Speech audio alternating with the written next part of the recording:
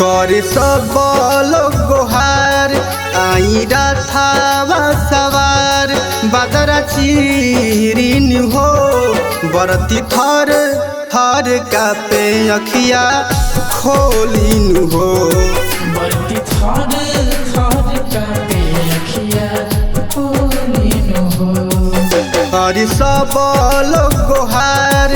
आई राथावा सवार बादरा चीरिन हो बरती थर थर कापे अखिया खोलिन हो बरती थर थर कापे अखिया खोलिन हो।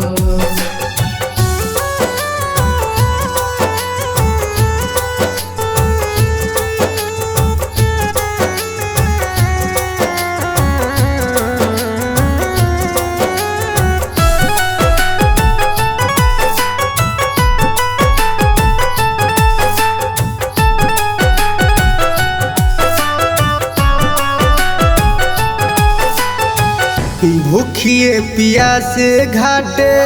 खड़ा होके कब से उगिए सूरज देवा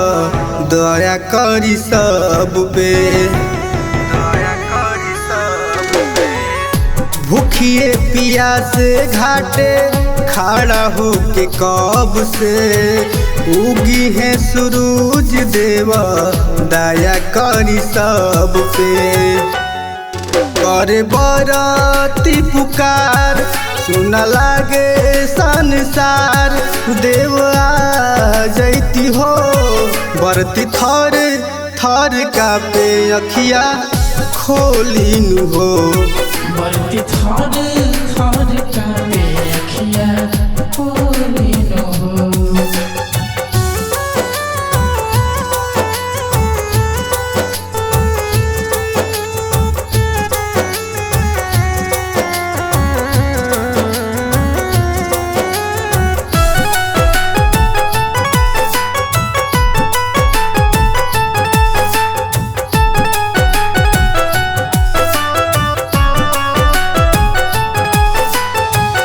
तीन दिन से भूखल तिवई आसरा लगावे जल बीच खाड़ होके तोहे गोहरावे तीन दिन से भूखल तिवई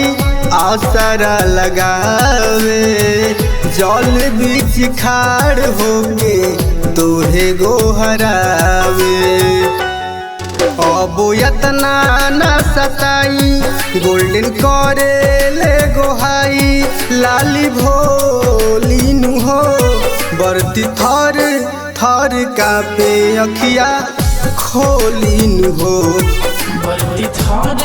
थर